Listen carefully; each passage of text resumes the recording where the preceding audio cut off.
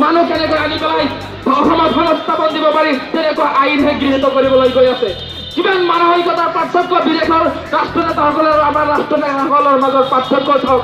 ছাত্ৰবাদী ৰাজপথত চৰকাৰ হোৱা হুঁচিয়াৰ, ছাত্ৰবাদী ৰাজপথত চৰকাৰ হোৱা হুঁচিয়াৰ, ছাত্ৰ সমাজ ৰাজপথত RSS হোৱা হুঁচিয়াৰ।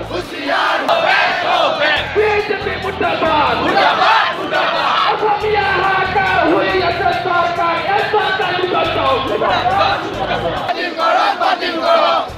ইনকলাব জিন্দাবাদ, ইনকলাব, ইনকলাব, ইনকলাব।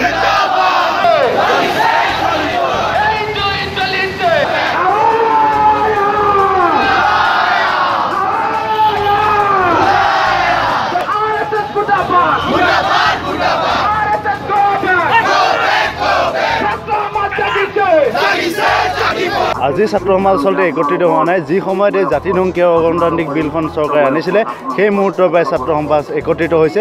আপোনালোকে হয়তো দেখিছিলে 2018 চনত যি মুহূৰ্তত এই বিলখন কৰা হৈছিল সেই মুহূৰ্ততে কটনে এটা ডাঙৰ আন্দোলন গঢ়ি তুলিছে। আজিও কটন আৰু সমগ্ৰ বিশ্ববিদ্যালয় মহাবিদ্যালয়সমূহ ইয়াত আহি উপস্থিত হৈছে এটা কাৰণে যে আমি গণতন্ত্ৰত বিশ্বাসী, আমি গণতন্ত্ৰৰ মানুহ চলোঁ। অগণতান্ত্ৰিক কোনো সিদ্ধান্ত এই কটন বা ছাত্ৰ সমাজে মানি নলয়। ইয়াৰ উপৰি যিখন অসমত আজি আমি লাচিত বৰফুকনক লৈ তেওঁলোকে ৰাজনীতি কৰিবলৈ চেষ্টা কৰিছে, সেইজন লাচিতৰ যে সেনাপতি বাঘ হাজৰিকা এজন মুছলমান মানুহ আছিল তেওঁলোকে পাহৰি গৈছে। যিখন অসমত তেওঁলোকে আজি শংকৰদেৱক লৈ তেওঁলোকে ৰাজনীতি কৰিবলৈ চেষ্টা কৰিছে, সেইখন অসমত কিন্তু তেওঁলোকে পাহৰি গৈছে যে শংকৰদেৱ আৰু আজান ফকীৰৰ নাম একেলগে লোৱা হয়। গতিকে এই যি এখন বিল তাৰ বিৰুদ্ধে আমাৰ এই আন্দোলন সদায় চলি যাব।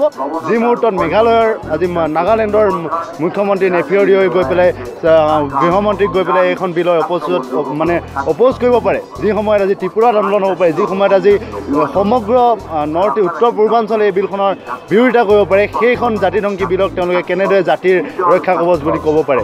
আৰু তেওঁলোকে যি এই অসমীয়া জাতি জনগোষ্ঠীৰ লগত যি এই অভিসন্ধি গঢ়িছে তাক ছাত্ৰ সমাজে কেতিয়াও মানি নলয়। আৰু বিজেপি চৰকাৰক ওফৰাই নিয়াৰ ক্ষেত্ৰত সদায় ছাত্ৰ সমাজে আগবঢ়াই ল'ব।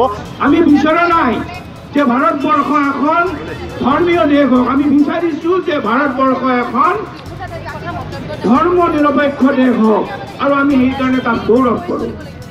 ইতিমধ্যে বহুতে কৈছে যে অসমত এটা এণ্টি বেংগলী মুভমেণ্ট হৈছে, অসমত এটা এণ্টি হিন্দু মুভমেণ্ট হৈছে।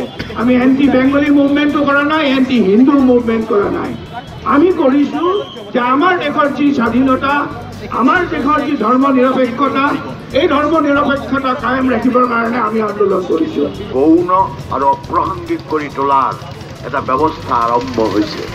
এই ভোটৰ পশ্চ ৰাজনীতিত আজি অসমৰ মানুহৰ ওপৰত এই যে নাগৰিকত্ব সংশোধনী বিধেয়কখনৰ দ্বাৰা অসমীয়া জাতিৰ অস্তিত্বৰ প্ৰতি নতুনকৈ ভয়াৱহ এক ভৱিষ্যতৰ যি বিপদ মাতি আনিব খুজিছে দিল্লী দিছপুৰৰ চৰকাৰে আৰু কিছু স্বাৰ্থান্ধ মহলে, তেওঁলোকে এই বিধেয়কখনক আশ্ৰয় কৰি আৰু কিছুমান ভোটকেন্দ্ৰিক ব্যৱস্থাক হাতত লৈছে।